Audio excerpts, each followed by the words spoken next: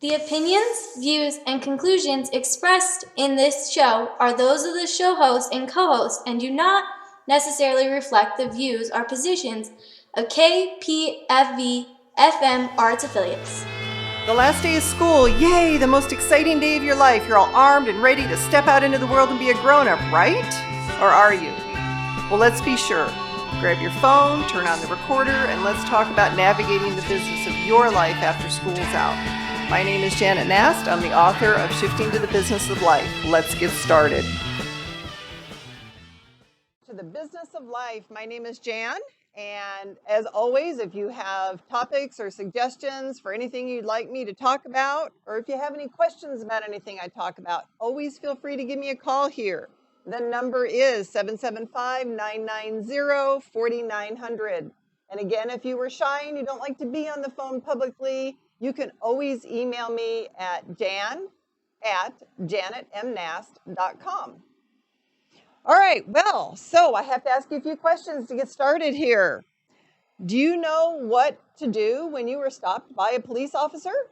Or do you know what not to do when you were stopped by a police officer?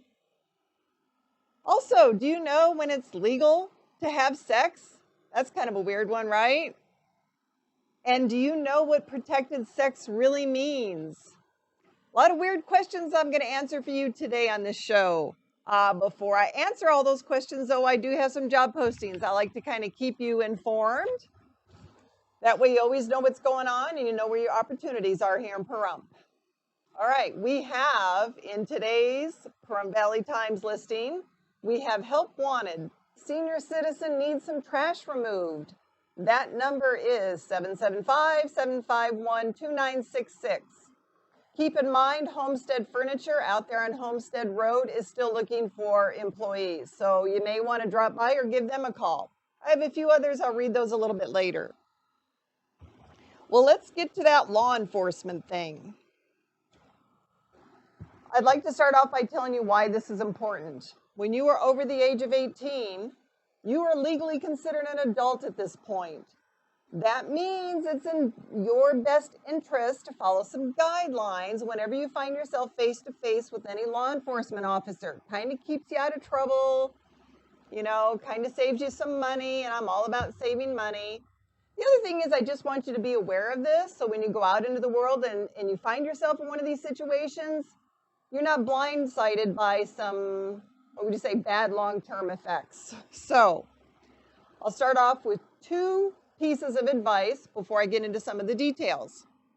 First piece of advice, always follow orders, always. When they tell you to do something, you do it. Don't question it. I'll give you some examples here in just a few minutes. The second piece of advice, always be respectful when you're addressing any officer. This will really work to your advantage. Use the yes sir, the no sir, the yes ma'am, the no ma'am, depending on if it's male or female officer. Just to be sure as to what an officer of the law is or who I'm referring to, let me kind of give you some, some words to help you understand what I'm talking about there. First of all, could be a police officer, that's easy enough. But out here in Pahrump, we have sheriffs rather than police officers. So a sheriff, that's an officer of the law. Highway patrol officers, the people who stop you on the freeways, Highway 15 going out to Vegas. Probation officer is also an officer of the law. You have corrections officers, those you usually find in jails or prisons, but those are officers. Security guards, well, that's kind of sketchy on that one. Sometimes we like to call those rent-a-cops, and I'm not sure how much official legal standing they have, but just kind of group it in together as far as how you should behave when you're approached by this type of person. I don't know how likely it is, but FBI, CIA agents, those type of people, detectives, undercover agents, any officer in the court. All right, that would be a probation officer, that might be a bailiff. These are all people who are in that legal position of power. So I'm going to kind of group them all together when I talk about your behavior around them or when you're interacting with them. Some slang terms that you might hear. just so you're not confused. There's cop, there's rent-a-cop that I just mentioned, popo, which is the weirdest one I've ever heard of. I thought my son made that one up, but I guess a lot of people say it. Fuzz and pig go way back to the 60s and maybe even the 50s, I think, when I first started hearing it. So these are all slang terms. It doesn't matter what you call them, they're still officers of the law. And you still need to behave a certain way so that you're not going to get thrown in jail. Regardless of how you feel about officers of the law, just remember a couple of things about them. They have the power. The law is on their side, so that's where their power comes from. And in many cases, they have a gun. I'm sorry, but that would put me, dead in my tracks right away, or that would stop me dead in my tracks right away. I'm not going to mess with anybody who's got a gun, or even a taser for that matter. Doesn't matter. All right. Basically, though, when any of these people in any of this type of position, they tell you to do something, you probably ought to start with yes, sir, no, sir, or yes, ma'am, no, ma'am. Oh, yeah. Blow off the no part of that. Just yes, sir, or yes, ma'am. I'm sorry. Some of the things they might say to you. Stop, it's the police. Stop, I am the police. Don't move. That's a good one. Or if you see those red flashing lights behind you in traffic, it basically means to pull over, especially when they get on their speakerphone in their car and they tell you to pull over. You should just do it. When they do stop you, they're going to probably ask for license and registration. That's a pretty common thing. You may want to have that somewhere close. Glove box is a good place, or center console in your car or your truck or whatever you're driving. When they tell you to put your hands on the wheel, you should do that. And I've never had anybody tell me to do this. I've been pulled over quite a few times. Sorry, yes, I like to speed. I do have a lead foot, and I know it. Put your hands on the wheel, though. That's a biggie. There's a reason they're saying that. Anything having to do with show me your hands or whatever it is, put your hands on your head, just do it. Don't argue with them. Or if they say drop your weapon. Now, why would they do that? There was a situation years ago when my son was in high school. That's where he was. He was in high school, and he had a pretty cool pellet gun, and it looked pretty serious. It had a little sight thing on it and all that. And we had a big empty field behind our house, and he used to go out there hunting for squirrels and rabbits, or just, he really couldn't kill anything. He would just do target practice. So he was shooting rocks and plants and crap like that. Well, he was approached by a police officer. Actually, it was a sheriff in the county out there. And they told him, drop your weapon. Smart kid, he did. Because that guy had pulled his gun on him. And then once Alan dropped his weapon or his gun, he put his hands in the air. And the officer approached him, started talking to him, told him to put his arms down. And then they started talking, and it was fine. He realized it was a pellet gun, and he let him go, no big deal. That could have gone a different way if Alan had chosen not to drop his weapon. Now, there was another situation where Alan was a lot younger. I don't know, 5th grade, 6th grade, something like that. He's just a little guy, and he wasn't very tall either. He probably looked like he was 9 years old, but he was probably 12 or 13. Little kid. There was some construction by where we used to live, and he started throwing rocks at a paint can up on the roof of a house that was being built. Oh no, it was the top of a chimney. The reason he was doing this is because he knows that paint cans have marbles in them. And my son loves marbles and baseballs and basketballs and soccer balls. He likes anything that's round and rolls around and anything he can throw. So he wanted that paint can for those stupid marbles. Well, somebody thought he was throwing rocks at a window in the new construction, so they called the police. I was only a few blocks away working in the front yard, and all of a sudden, all these police cars are running around the neighborhood, and I hear these speakers saying, put your hands in the air, and I'm going, holy crap, who are they yelling at? What is going on over on that other street? And I didn't know. I stayed away because a couple officers ran down the road from me in between the houses with guns drawn. And I just thought, I'm staying away from that mess. About 20 minutes later, my son comes screaming up the street on his bicycle. Oh my God, oh my God, oh my God. And I thought, well, Alan, what the hell happened? Oh my God, Mom, I just wanted the paint gun. I just wanted the paint, or the paint can. And I thought, okay, fine, what happened? And then all of a sudden my cell phone rings. It's a police officer saying, is your son Alan Dockey? And yeah, he is. And yeah, he said, well, he says he was throwing rocks to get a paint can. Well, of course he was. There's marbles in a paint can. Oh, that's what he said too. So they let him go. But oh my God, my son was scared to death. And they had told him a number of times, put your hands in the air, get your hands out of your pocket, and all that, because he wanted to show him the marbles in his pocket. He eventually did what he was told. He was 9 years old, scared the crap out of him. So from that point forward, Alan knew how to act around a police officer. Now, I had told him this all while he was growing up. Luckily, something sunk in, because that could have been a really ugly situation if he hadn't read it or if he hadn't known that. And we are constantly seeing things in the news about somebody getting shot by a police officer. You watch the video, and they are always ignoring or choosing not to do whatever the officer is telling them to do. Some snarky people come back and say, well, if you don't break the law, then you won't have a problem. In these two situations, my son was not breaking the law, but it still could have been a problem for him. So don't get that stuff in your head. Just do what you're told to do, and you'll be fine. And it really doesn't matter where you live or what you're doing or who you hang out with. Just do what you're told to do. Don't do what your friends tell you to do. And don't get on a soapbox. That is not the time or the place. You can do that later when the officer withdraws his gun and lets you go. All right. The other thing about dealing with police officers, now I would say with my son throwing these rocks at this stupid paint can, I would say that they probably overreacted a little bit.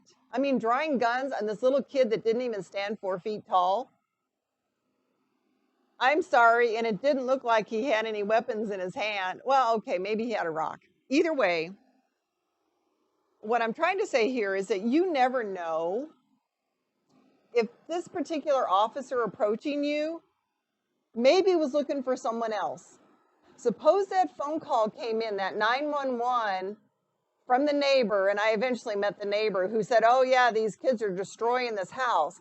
Well, that guy kind of exaggerated the situation, and that happens when people call 911. They're in a panic, they start yelling and, throw this word salad out there, and the officer really doesn't know what he's coming into. So the officer could be looking for a different situation or expecting a different situation. He might even be looking for a whole different person that had nothing to do with you. He's just reacting to a call out that he got. And in some cases, you might just be in the wrong place at the wrong time. You have no idea. So again, you really need to listen. If you don't, there are going to be consequences. You could get thrown face down on the ground. You could get arrested. You could get thrown in the back of a police car. You could get taken to jail and fingerprinted and had your picture taken. And honestly, this has happened to me once too.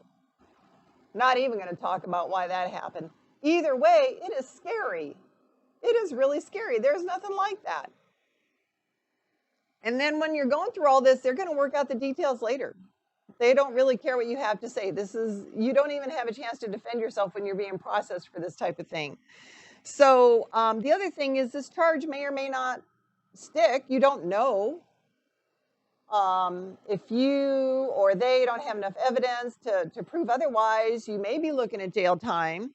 You may be looking at a hearing in front of a judge. You may end up with a monetary fine of some sort. And of course, if you don't pay the fine, your wages are going to be garnished. The other really bad thing, the long-term thing here, is you'll end up, if you really were doing something wrong, like if for some reason my son actually broke a window, that is vandalism. So you may end up with a permanent arrest record in your big-ass file, wherever that's kept. And you think, well, it's just a small thing. It can be a big thing when you go to look for a job, because these days, most employers are doing background checks on people. So this could haunt you the rest of my life. The rest of your life. I'm sorry, I said that wrong. So there was a third situation that my son was, I don't know that he was arrested for it. I don't remember exactly how it happened or what happened with that. But what he was doing, and this was just after he enlisted in the Marine Corps. He was home on leave, and then he was going to ship out to his MOS school. While he was on leave, he went to a party at a friend's house. Oh my God. The last thing I said to him is, Alan, be careful. You just got through all your boot camp. You've got through all your combat training. You're ready to ship out. Hey, you're on your way to your future. Be careful. Don't do anything stupid at this party. So it was a party at a friend's house. It was out in the middle of nowhere, up in the hills. And it was overlooking a golf course. Now, the golf course was probably, as a crow flies, maybe about 3 miles away. I don't know. I'm not real good with distance. Anyway, so he was at this friend's house the next morning. They were out there with a darn pellet gun shooting toward the golf course. Now, they looked, with all his Marine Corps training, you'd think he'd know better. But his line of sight, he didn't see anybody out there. He swore to God he didn't see anybody. Well, shortly after he shipped out, he got a notice from the police department. Somebody filed a complaint. I don't know how they got it. Oh, I know how they got his name. His friend threw him under the bus. His friend actually went to court for this too.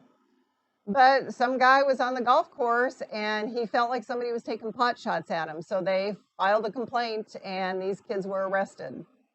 Sort of arrested, because Alan wasn't in the state anymore. So it was kind of a mess. I ended up having to hire a lawyer on his behalf, going to court with the lawyer on his behalf. It was a real pain in the butt. Then we had to pay fines. I believe he did plead guilty because it was just stupid. It was something about reckless use of a firearm or something like that. I don't remember the charges. Anyway, so he ended up with an arrest record on his permanent record. So now he's like 19, almost 20 years old, and he's got this. This could follow him around the rest of his life. He did get probation, thank God. And eventually what had happened is, I think after 6 months of being a good boy, they had the option, or gave him the option to have his record expunged. And that's what we had done. We had the lawyer do that. So it was a real pain in the butt. Either way, these are things, simple things, and you don't think it's any big deal. He didn't think it was any big deal till I had to get involved, and I made it a big deal. Follow you around the rest of your life. You have no idea. So, think, do what you're told anytime you're involved with the police. Sheriffs, CIA, FBI, detectives, undercover officers, whatever you want to call them. Just do what you're told, be respectful, and don't be stupid. Alrighty then. I think you got the point. I hope you got the point. Let's move on a little bit. We're going to kind of go in a completely different direction here. We're going to talk about relationships. Yay! All right, relationships. I would say it's going to be more about the legal issues and the long-term consequences of relationships. Remember I said something about, do you know when it's legal or at what age it's legal to be having sex? Yeah, there's some laws about this. Of course, when you're a teenager, you're probably not aware of it unless your parents tell you, and I sure hope they do. I think that in some ways, boys end up by having more legal ramification than the girls do, because they're usually the older ones, and they're the ones that get nailed for this. Oh, no pun intended on that one. The reason I'm bringing this up is because I was reading a magazine, not for teenagers. It's called AARP. And I generally don't like this one, but I came across one section on there, and it was relationship advice. I had to laugh. It said, hey, you should narrow your demands for a long-term relationship, or you can miss out on a good opportunity. Really? Lower your expectations, settle for less than what you want. Bad advice. I don't care how old you are. Now, this is AARP, so this is for people over 50. What a crock. Now, I'm not Ann Landers or anything, and I don't like to give a whole lot of advice about this, but I'll tell you what, that little piece of advice, that's going to get you in trouble. And if you listen to one of my previous shows and I talked about things you should look at in relationships, that's kind of a clue as to what I'm thinking here. But just in case, I brought a whole list, and we'll go over those a little bit later. This is my personal list on what I was looking for after going through my my third divorce. And there's a reason all those relationships failed. Now, the only good piece of advice they gave is talk about money with your spouse. That's a really good piece of advice. So, I'm going to save a little bit of that for later. Talk more about sex, the legal issues, and I keep throwing that word legal out there because there are, and long-term medical issues, if that's what you could call them. I'm not a doctor, I'm not a psychiatrist, just to let you know, I'm just a mom sharing a mom's point of view. These are some of the things that I talked about with my kids. Now, where does this fall into the business of life? It falls into that in the aspect of if you don't pay attention, if you are not aware of these things, these can affect your life long term, financially and emotionally. In many cases, I would say both are just as important, depending on where you're standing in these situations. The first question a lot of people ask me as a mom, and I just ran into somebody recently who asked me about this. So at what age do you even discuss this type of thing with your kids? Well, I don't know. Every kid is different. Every situation is different. So I'll tell you what age I started talking to my kids about some of these things. Sex in general. My daughter, she wasn't even 2 years old when she started asking questions because I was very pregnant with my son at that time. She knew because, like all moms do, you say, oh yeah, there's a baby in there. This is your little brother coming or your little sister, whatever. Well, Mom, how to get in there? How do you make babies? I want to make a baby. I like dolls. Oh my God. I didn't see that coming because she had just learned how to talk, and I can't even believe those words came out of her mouth at that age. But they did. Well, Jen, Mom's got some parts and Dad's got some parts. And when we're ready to have a baby, we put our parts together and then we make one. Oh. Actually, she was okay with that at that age. It's all we had to talk about. Fast forward a couple years, though. I think she was in kindergarten. My God, that girl remembered it. She goes, Mom, remember when you told me about you had some parts and Dad had some parts? And can we sit on the sidewalk together and you can show me how to do this? Oh my God. No, Jennifer, I'm not going to. However, she wanted to know how to put those parts together. So I gave her a very cryptic explanation as to how these parts got combined and made a baby. Oh boy, it was a little awkward, but I'll tell you what, she was so young and she was so innocent and she didn't think anything weird about it. My son was 2 years younger. They're only 2 years apart. He started listening to these conversations. So he became aware of it as well. He learned vicariously through my daughter, I guess, and the conversations and the questions that she had, which was a good thing. So this naturally led into discussions as they got older, into junior high, high school, that type of thing, more around junior high when they started offering these classes in school. And that was really good because by the time my daughter and my son got into high school, they had a really good picture of how things worked. What they didn't have was the emotional picture, and that was a whole nother discussion. Don't need to get into that here, but what I do want to tell you, this is a very personal decision to have, but you have to think of the repercussions if you choose not to have it. And this has nothing to do with religious beliefs. It has nothing to do with, I don't know, personal beliefs, your personal experience or anything. It's just what I've seen out in the world, and this is how I chose to handle it. And it worked quite well, because by the time my kids came to me when they were teenagers, and they said, Mom, I'm thinking about having sex with my boyfriend, or at least my daughter said this. And I said, great, let's go to the doctor, let's get you some birth control.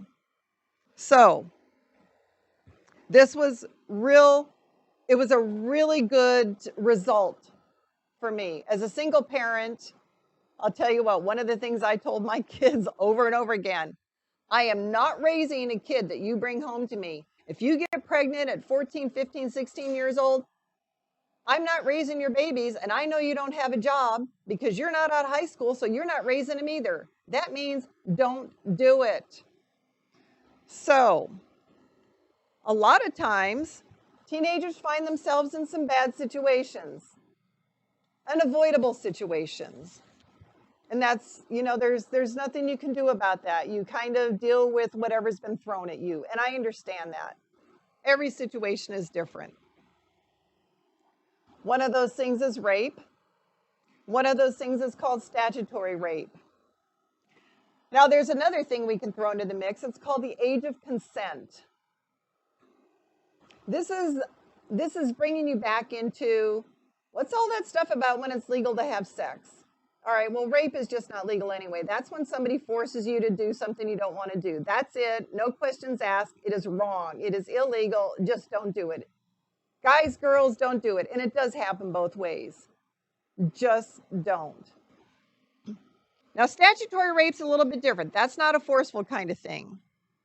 This is when a person who is considered a legal adult over the age of 18 has sex with somebody who is under the age of 18. Now, these ages, they're different depending on which state you live. So I did a little research. I researched a few states, actually. I had to reach Nevada. I had to look at Nevada. I looked at California. I looked at Michigan, and I looked at Washington. These are all the states I've lived in.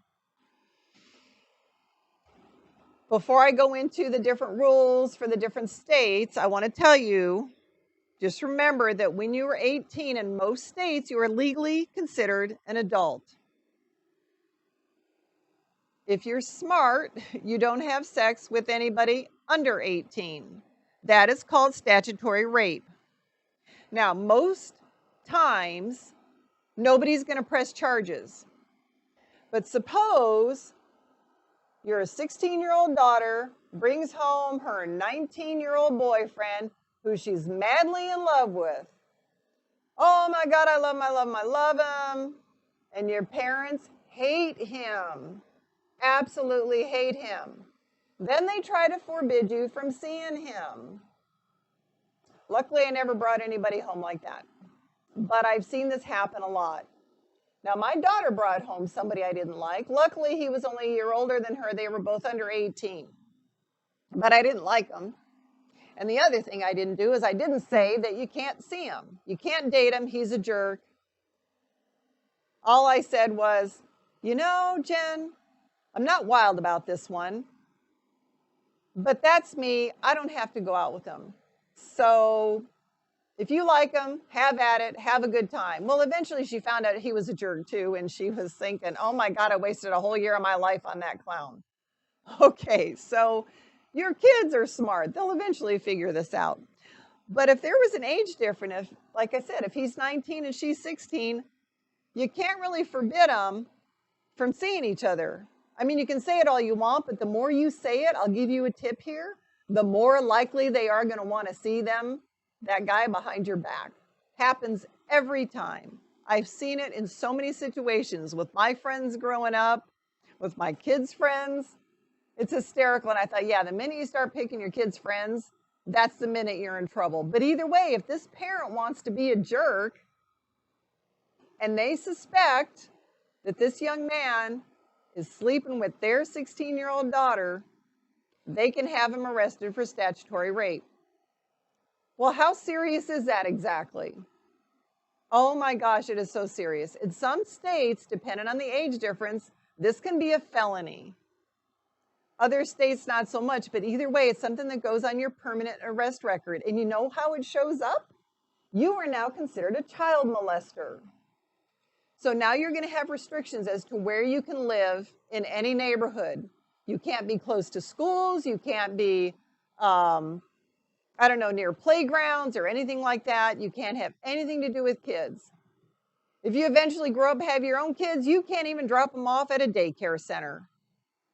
So this is a very serious legal situation. It has long-term effects, not to mention the fines that you're going to have to pay. Anytime you get arrested, it's going to cost you money. Between the lawyers and the fines and the admin and all that garbage. So if you have a son or a daughter or both, just tell them this is how it works, because it goes both ways too. At one point, my son was dating somebody who was 10 years older than him. Okay, he was 21, so it was okay. No big deal, they're both adults. But suppose he was younger.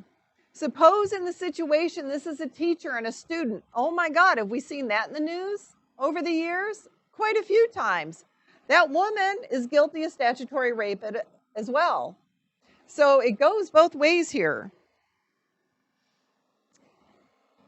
Oh, let me get this out of here. All right, so the whole thing about the registered sex offender too, that's horrible. Have you ever heard about that thing called Megan's Law? I think there's websites or you can Google or whatever. Anybody who's been accused of anything like this, they're on that website.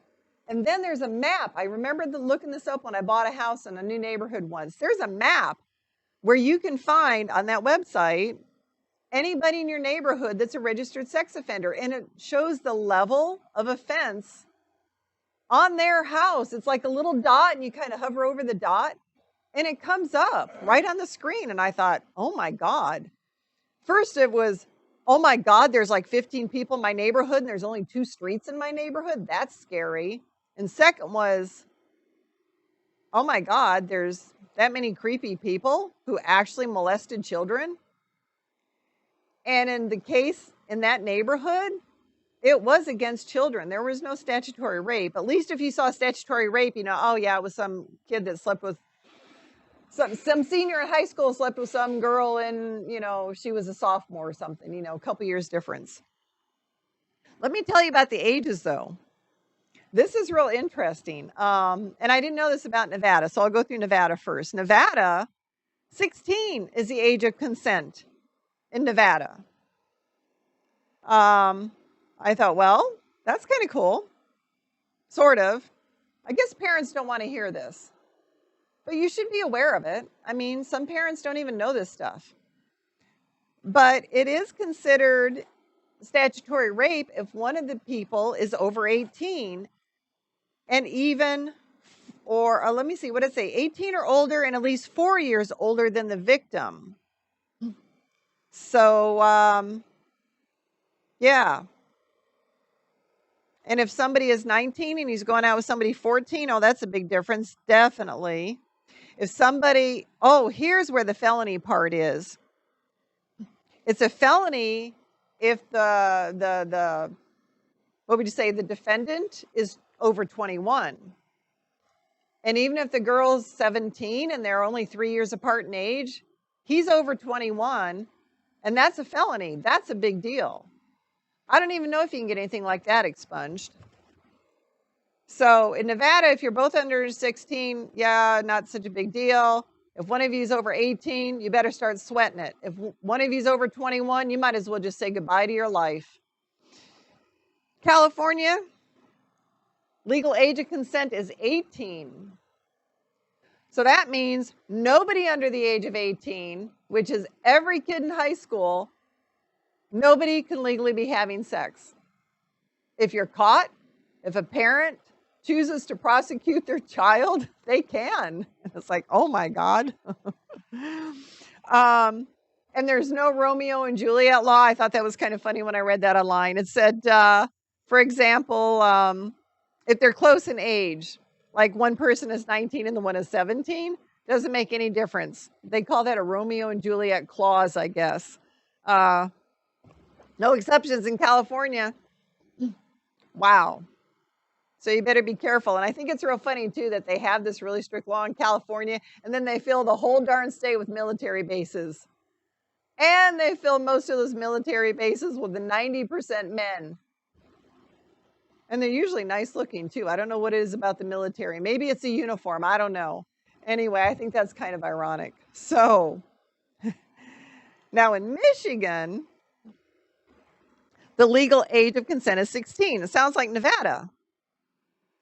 However, the age of consent in Michigan is raised to 18 when the older party is in a position of authority.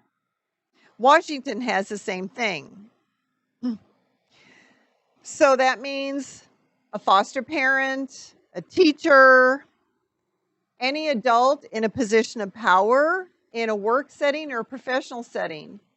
So that this means if you went to work for somebody, you're a 16-year-old kid, you get your first job. My daughter was working at 16. She went to a grocery store, got a job.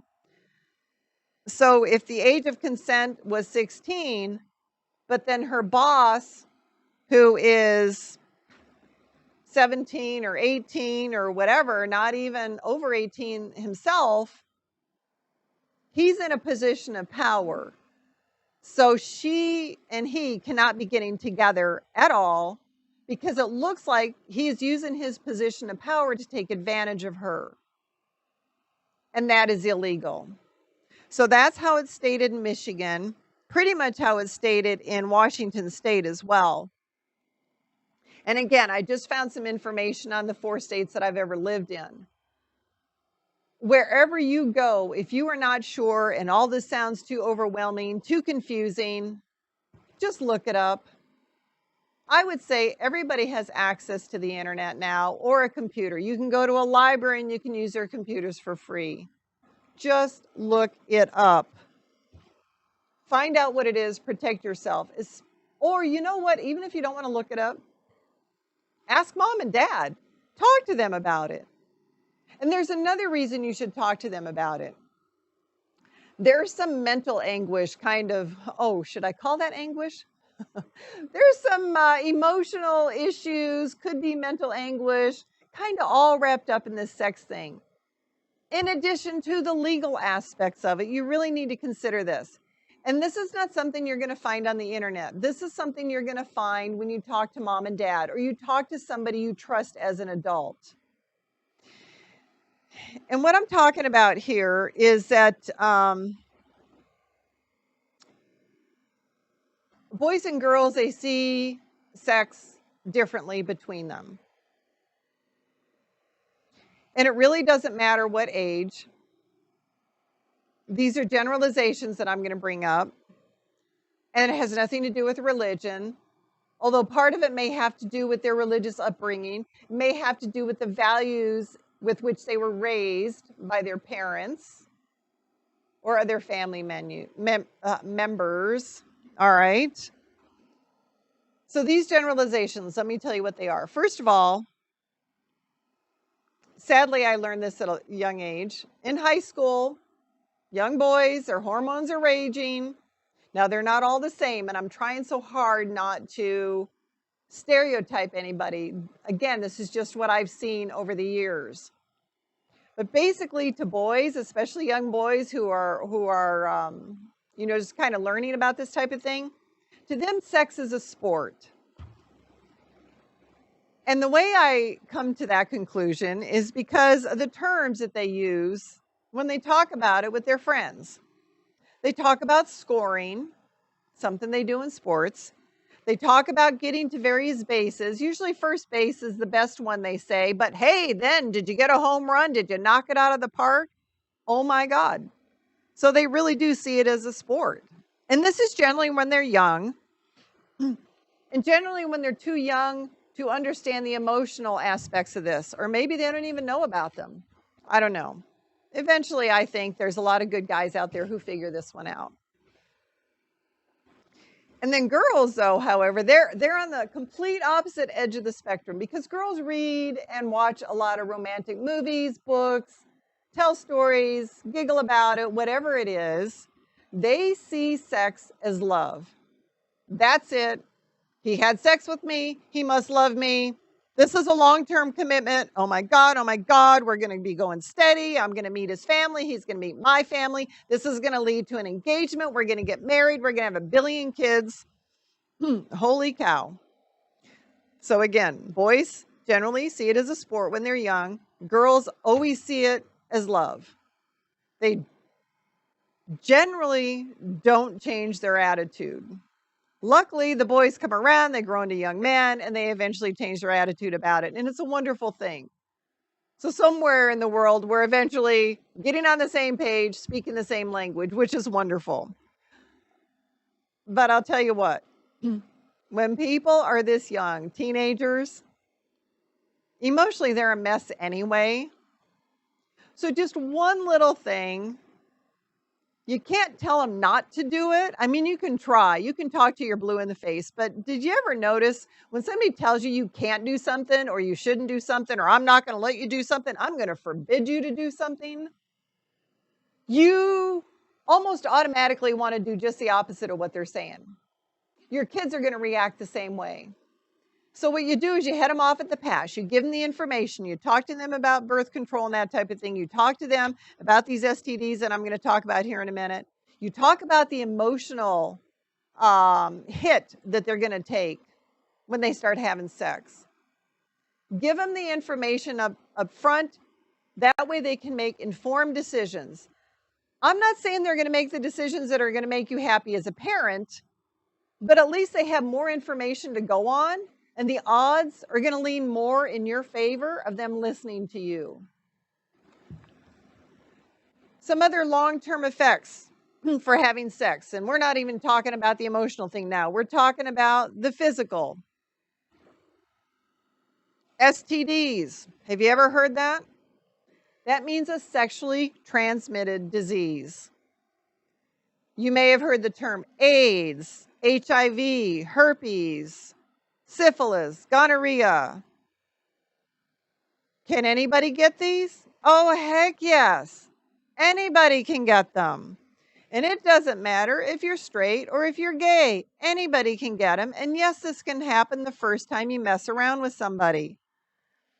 And what's even worse, some of them can kill you. Speaking of a long-term effect, oh my God, HIV and AIDS, good chance you're going to die from that. Now, there are a lot of medications out there to prevent it, but really, do you want to be on medications the rest of your darn life? All right. And then there's some things, by the way, that won't kill you, but you will have them the rest of your life. And that one thing is herpes. Oh my God, it's the gift that keeps on giving. So be careful.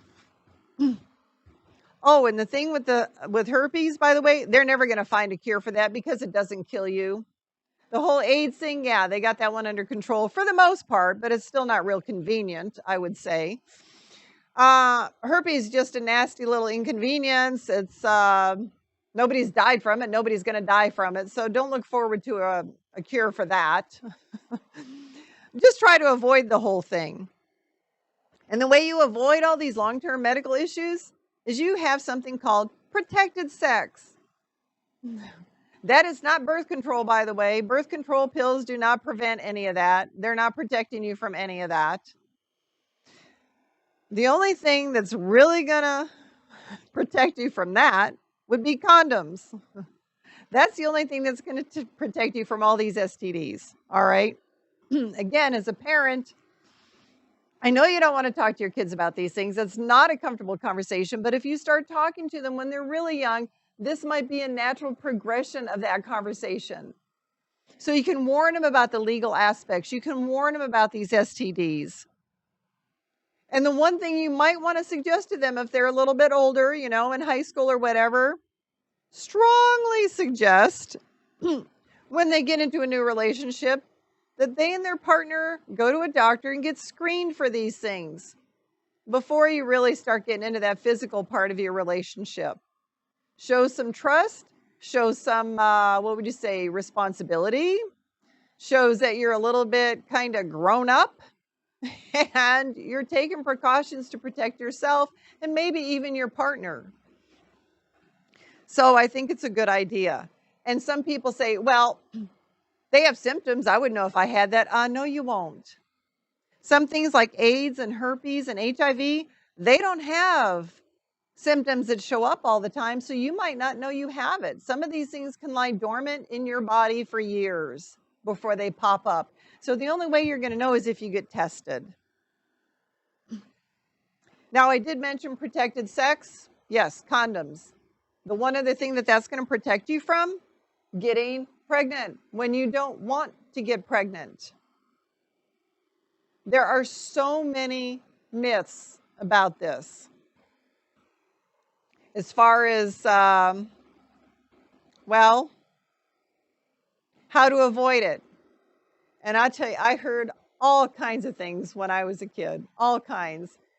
So between the time I was a teenager and the time my kids were teenagers, all these stupid stories and myths, they hadn't changed in all those years. I can't even believe it. So we're talking 30 years. Same things are still going around, same bogus BS. All right. And honestly, I'm going to tell you again, I'm going to leave religion out of this. If you have religious beliefs or strong values or whatever it is, that's good. And you should incorporate that into these discussions. But as far as birth control, this is a physical thing. And again, it's up to you if you want to talk to your kids about it, but I highly encourage you to do that if you're already talking to them about physical relationships. One big myth, this thing called rhythm. Oh my God. I never found a really good, solid description of that, but I'll tell you what it basically looks like. That means that if you have sex during certain days of the month, before or after your period, or in the morning or in the afternoon, or when your temperature's this way, or whatever the heck it is, well, you can't get pregnant. I've seen so many variations on that story, it's insane. And I'll tell you what, there are no guarantees no matter what variation you decide to believe. No guarantees. So many people I've known have gotten pregnant trying to use these little tricks. Now there's another one. I'm not explaining what this one is. I'll just say pulling out. And you can go talk to your mom and dad or your doctor about what that means. But I'll tell you what, there's no guarantee on that one either. Doesn't work 100%. Maybe not even 50%. The other one I hear a lot, my daughter came home and told me this one when she was a sophomore in high school. She goes, Mom, I was told that the first time you have sex, you can't get pregnant. Seriously? What makes you think you're so special? Did you drink some pixie dust or something, or did God bless you a certain way? No, that is not true. It doesn't make any difference.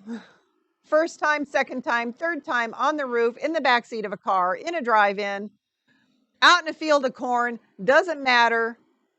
Sex is sex. You run the risk of getting pregnant every time. And some people are more fertile than others too. I know this is really pathetic, but I will tell you, I had my tubes tied, not once, not twice, but 3 times because mine kept growing back. So there are no guarantees. The only, wait, there is one guarantee. There is one guarantee. Just don't have sex. That's it. That's the one guarantee. Oh, the other one that's pretty close, condoms. I've heard some horror stories about those too, but that's probably 99.9%. Birth control right up there too. But I've had people say, well, if you miss a pill, you just take 2 of them the next day and you'll be fine. Yeah, okay, that doesn't work either. All right. So you need to know the only real guarantee is just don't do it. And that's a decision that you have to make. Again, it's made on your personal values. It's made on religious beliefs. It's made on how do you see your future? Because I'll tell you what, once you get pregnant, it's very difficult to undo that situation. There are a lot of controversies on the options for undoing that situation. Since there are a lot of controversies, I don't want to talk about them. That's something you can look up. But I'll just say, no matter what choice you make, none of them are easy. Having a child when you're 14 and you haven't graduated high school, you're not married, your parents are still buying your food, putting a roof over your head, paying your utilities, that is not easy. And how the heck do you think you're going to buy diapers and formulas until this kid is 2 or 3 years old? Oh yeah, and you're still not out of high school yet. So take precautions, be smart. Before you jump into the sack with that special someone with whom you have this amazing chemistry and oh my God, I love him. Okay, you're dating him for 3 weeks. You can't be in love that fast. I'm sorry. Either way, talk to mom and dad. Do some research. Make sure you are prepared for all the physical effects, all the medical effects, all the emotional things, all the legal issues regarding having sex.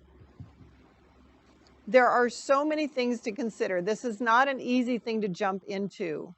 And again, it's all tied into the business of life because these things can affect your life long term. And they're very difficult to undo. Like I said, STDs, once you get AIDS, you can't get rid of it. It's just there for the rest of your life. You maintain it or you just deal with it with medicine. If you get arrested for statutory rape, you can't unring that bell either. That'll be on your record for the rest of your life. If you get pregnant and you have a child and you're young, you're in high school, or heck, even if you're 21 or 25 and you're not ready for it, I'm sorry, a child is forever. Forever the rest of your life. That is a very, very serious commitment. So you think about these things. These all affect your life.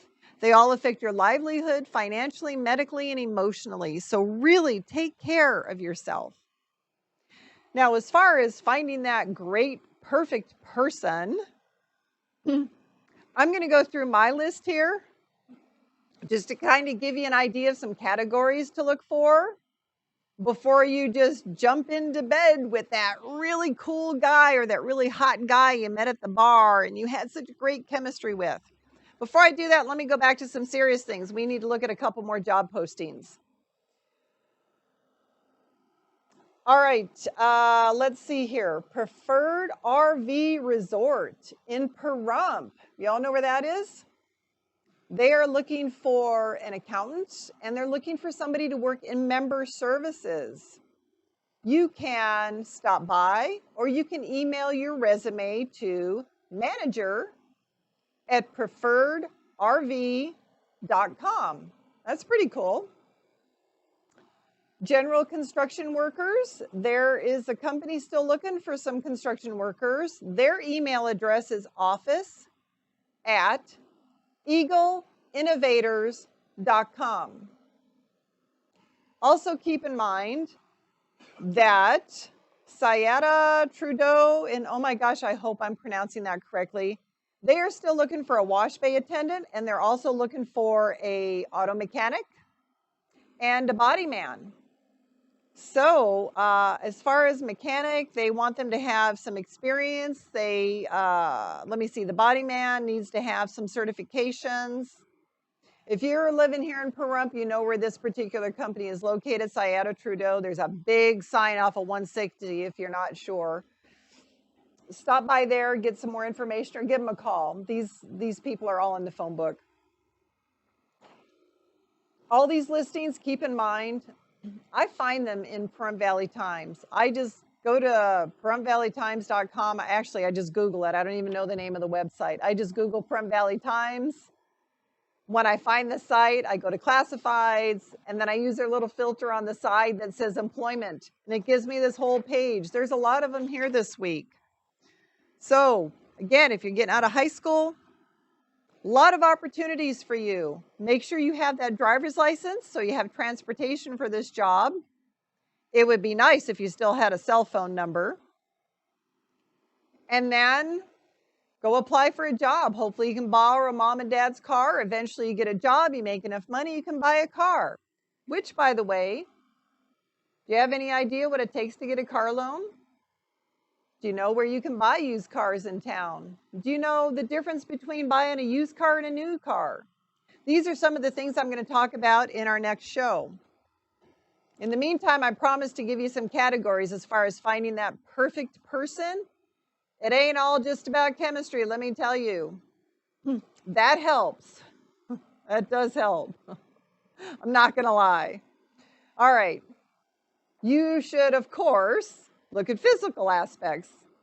We are all drawn to certain characteristics in a person. There is nothing wrong with that. In my list, whoever I was drawn to, they had to be over 6 feet tall. I'm 5'8", and I did not like looking eye to eye to somebody, and I did not like looking down on them. So they had to be over 6 feet tall, especially if I'm wearing high heels and a nice hat when we go out dancing. So physical is very, very important. Do you like a smoker, a non-smoker, whatever? These are things you make a list. I made a list of like 15 things under physical. These were things I was not going to settle for either. No exceptions. Yes, I'm particular, but it worked. I also gave weight to these other things too. Emotional style. I was very particular about this person's attitude toward romance or PDA, public displays of affection. Very concerned about how I would be treated, whether or not this person could express their own feelings, and how seriously they take a relationship. This was another one of those things. I gave it the weight of, what would you call it?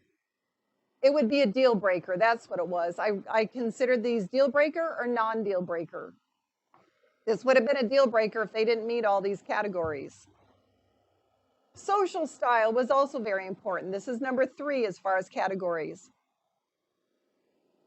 And it broke down to personality traits and how they interacted with other people. I wanted to make sure they had a good sense of humor. They could make me laugh. They needed to be a smart ass or a wise ass. And I didn't want anybody who was so sensitive that they were all caught up in what's politically correct. I can't stand that. They had to be warm. They had to be friendly. I wanted to make sure this person was not a party animal. And I wanted to make sure they had enough social skills to, if I brought them into a work situation, or what would you say, a social situation with my coworkers, that they would not say something stupid and embarrass me. This was a non-deal breaker. Intellectual style, very, very important to me. Very important.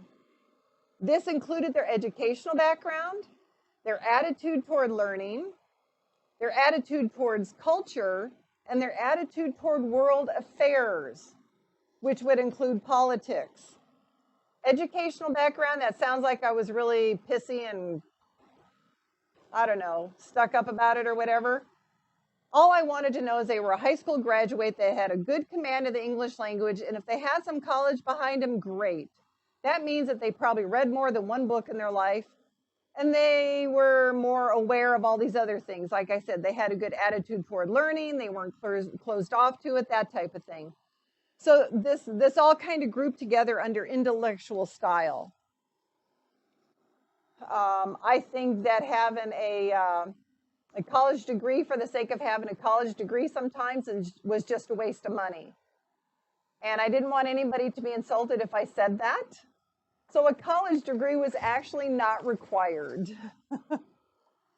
I wanted this person to be sort of creative. I think that would be good. A couple other things, communication style. I wanted to have a good professional style, a good relationship with money. We wanted to be able to talk about that. I wanted them to be somewhat organized. I wanted them to be neat and clean and tidy. And I wanted them to be open to personal growth. Their spiritual style, not nearly as important, other than I wanted it to match mine. And if we had issues with that, religion, politics, that type of thing, that could be a real problem if you don't line up on those things. Interest in hobbies, can you believe it? That's really low on the list here.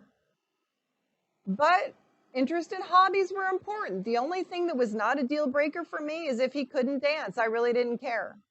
But I had a lot of other hobbies, and it turned out my husband and I, we lined up with all these things. So it was a good thing. I'm going to wrap up here.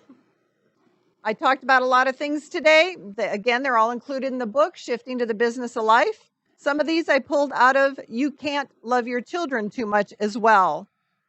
Both books are available on Amazon.com if you have a burning desire to read them because you did not take notes.